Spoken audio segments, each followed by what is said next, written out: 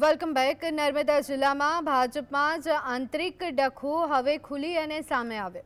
સાંસદ મનસુખ વસાવા અને નેતા દર્શના દેશમુખે ડેડિયાપાડામાં બેઠક યોજી સ્થાનિક સ્વરાજની ચૂંટણીમાં થયેલી હાર મુદ્દે જિલ્લા ભાજપ નેતૃત્વ સામે ખુલ્લો મોરચો માંડ્યો છે।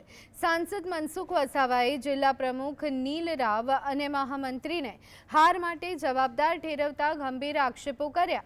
તેમણે દાવો કર્યો કે જિલ્લા પ્રમુખે સિનિયર કાર્યકરોની અવગણના અને બાદબાકી કરતા સંગઠનમાં અસંતોષ ફેલાયો હતો, જેના કારણે ભાજપને પરાજય ભોગવવો પડ્યો।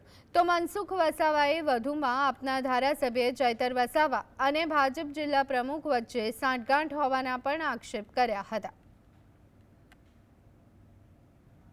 ચૈતર વસાવા ડરાવે કે દેવો ડરાવે શંકરભાઈ તો બરોબર છે, બાબા આ તો જિલ્લાનો પ્રમુખ અને મહામંત્રી આપણા કાર્યકર્તાને બીવડાવે ડરાવે, આ તો ચૈતર સાથે મળેલા છે એવું થયું ને।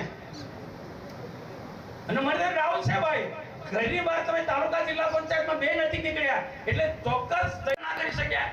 મેં મારો તો જવાબ આપ્યો, હું એકલો જવાબ આપું, પણ એ જિલ્લાના પ્રમુખ તરીકે એને અમુક સીટો પર ફરી એને ખબર હતી કે આટલો ખોટો પ્રચાર કરે છે।